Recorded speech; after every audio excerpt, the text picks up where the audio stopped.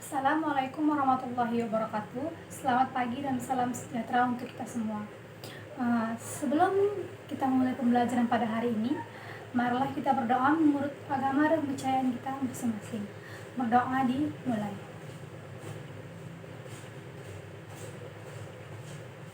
Baiklah, berdoa selesai. Baiklah, sebelum saya memulai pembelajaran hari ini, saya akan menjelaskan tujuan pembelajaran.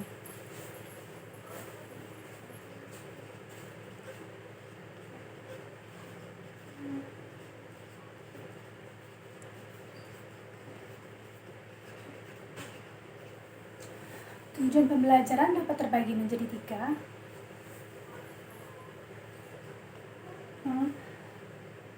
Yang pertama,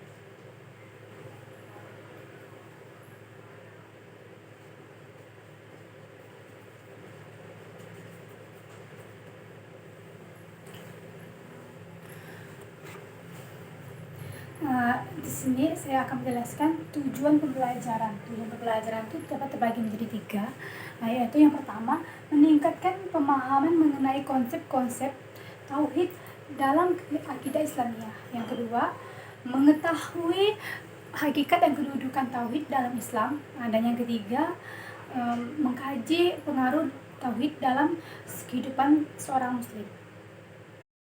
Baiklah, di sini kita akan memasuki pembelajaran yaitu mengenai tauhid. Apa itu pengertian tauhid?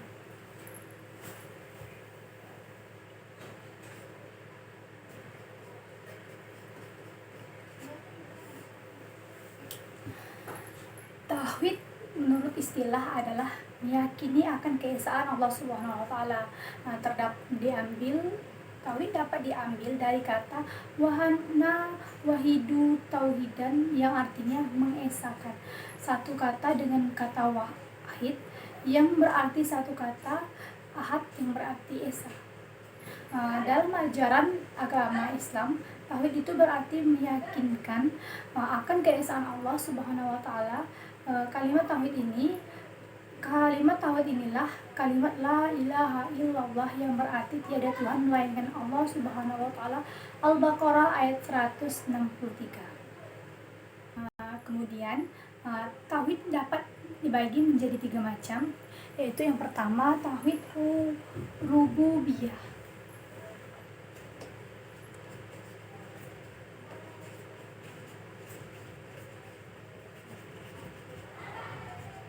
Dan yang kedua, tauhid uluhiyah.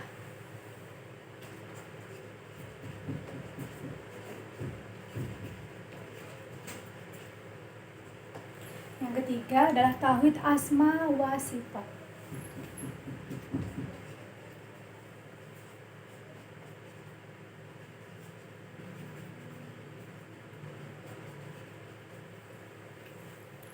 Kemudian mengamalkan tauhid dan menjauhi syirik merupakan sekuensi dari kalimat syahadat yang didirikan oleh seorang muslim. Seseorang muslim yang telah melanggar tauhid maka gugur pula keislaman seseorang. Karena yang membedakan seorang muslim dengan yang bukan muslim adalah kepercayaan mengenai keesaan Allah yang terwujud dalam keyakinan dan amal-amal ibadahnya.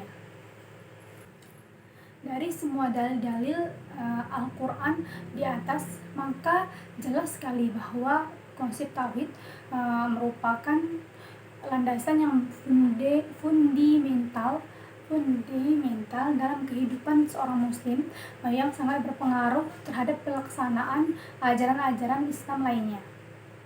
Selanjutnya, saya akan membahas mengenai objek pembahasan atau yang menjadi lapangan landasan bahasan ilmu tauhid pada garis besarnya dapat terbagi menjadi 3 utama di dalam Al-Quran, yaitu yang pertama tauhid ilayah ketuhanan, yang kedua tauhid nubuwah yang artinya kenabian, yang ketiga tauhid samiyah. Samiyah itu yaitu sesuatu yang diperoleh dari pendengaran dari sumber yang meyakinkan, yakni Al-Quran dan Al-Hadis.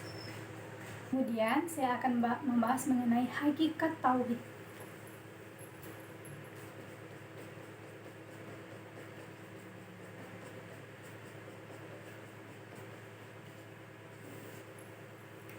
Tauhid merupakan kewajiban utama dan pertama yang diperintahkan Allah kepada setiap hambanya. Namun sangat disayangkan kebanyakan kaum muslimin pada zaman sekarang tidak mengerti mengenai hakikat dan kedudukan tauhid. Padahal tauhid inilah yang merupakan dasar agama kita yang sangat mulia. Oleh karena itu sangatlah urgen bagi kaum muslimin untuk mengerti hakikat dan kedudukan tauhid. Hakikat tauhid adalah mengesahkan Allah. Bentuk pengesaan ini terbagi menjadi 3. Berikut yang saya akan jelaskan. Yang pertama, mengesahkan Allah dalam rububiyahnya. Maksudnya adalah kita meyakini keesaan Allah dalam perbuatan-perbuatan yang hanya dilakukan oleh Allah, seperti menciptakan dan mengatur seluruh alam dan isinya, memberi rezeki, memberi manfaat, menolak muhadarat, dan lain yang merupakan kekuasaan bagi Allah Subhanahu wa Ta'ala. Dan yang kedua, mengesahkan Allah dalam uluhiyahnya. Maksudnya adalah kita mengesahkan Allah dalam segala macam ibadah yang kita lakukan, seperti sholat, doa, nazar, menyembelih, tawakal, taubat, harap, cinta, takut, dan berbagai macam ibadah lainnya. Mengesahkan Allah dalam nama dan sifatnya. Maksudnya adalah kita beriman kepada nama-nama dan sifat-sifat Allah yang diterangkan dalam Al-Quran dan Sunnah Rasulullah. Dan kita juga meyakini bahwa Allah lah yang pantas untuk memiliki nama-nama terindah yang disebutkan di dalam Al-Quran dan hadis tersebut yang dikenal sebagai nama Asmaul Husna. Melanjutkan menjelaskan mengenai kedudukan tauhid.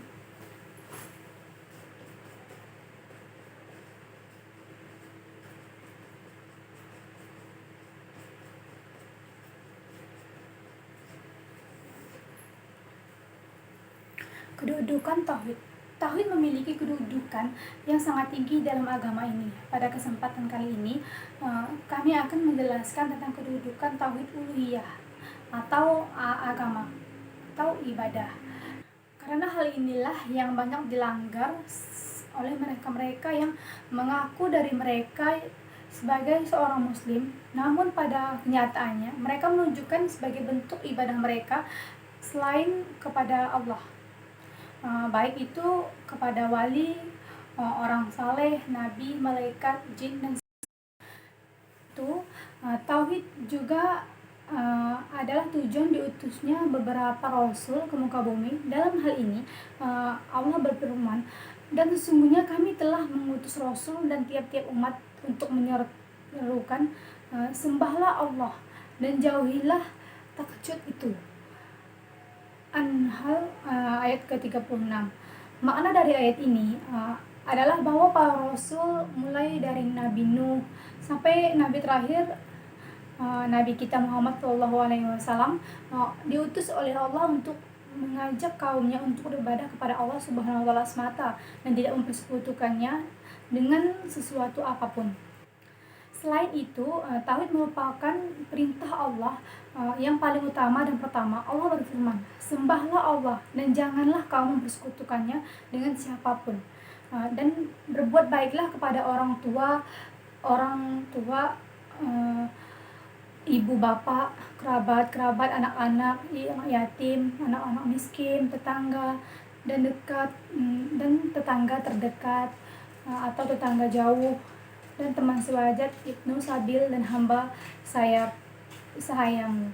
Kemudian saya akan menjelaskan mengenai pembagian tauhid. Pembagian tauhid dapat terbagi menjadi 3.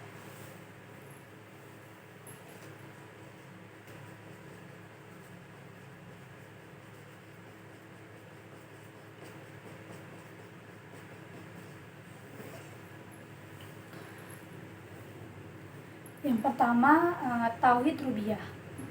Tauhid rububiyah berfirman bahwa Allah satu-satunya Rabb yang memiliki, merencanakan, menciptakan, mengatur, memelihara, memberi rezeki, memberi manfaat, menolak mudarat, serta menjaga seluruh alam semesta.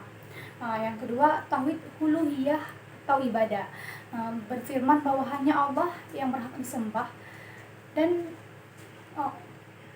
ada sekutu baginya. Allah menyatakan bahwa tidak ada Tuhan yang disembah selain Dia yang menegakkan keadilan. Dan yang ketiga, tauhid asma wa sifat. Asma wa sifat berfirman bahwa Allah yang memiliki nama dan sifat baik asmaul husna yang sesuai dengan kegunaannya. Umat Islam mengenal 99 asmaul husna yang merupakan nama sekaligus sifat Allah. Maka dalam Islam dan sunnah untuk menghafalkan ke-99 nama Allah tersebut sebagai perwujudan cinta kita kepada Allah Subhanahu wa taala. Baiklah, selanjutnya saya akan menjelaskan mengenai pengaruh tauhid terhadap kehidupan seorang muslim.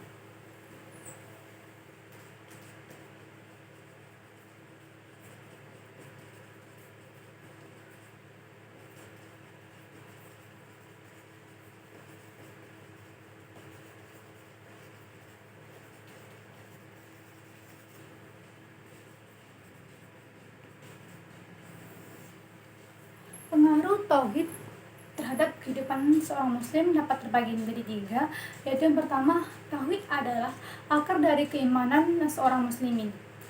Implementasi penghambatan mutlak kepada Allah Subhanahu wa taala terwujud dalam berbagai aspek kehidupan seorang muslim, mulai hubungan antara muslim dengan Allah, hubungan manusia dengan manusia lainnya, serta hubungan manusia dengan alam. Ketiga hubungan tersebut akan terwujud secara selaras dan harmonis karena memang itulah perintah Allah dari Subhanahu wa taala.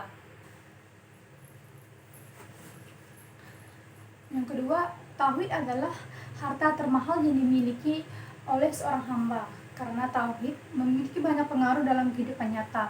Berikut adalah banyak pengaruh tauhid dalam kehidupan Islam terbagi menjadi 3. Yang pertama, orang yang bertauhid dan beriman kepada Allah dan Rasul-Nya pasti tahu mengapa Allah Subhanahu wa taala menciptakannya hingga ia berada di atas jalan yang lurus.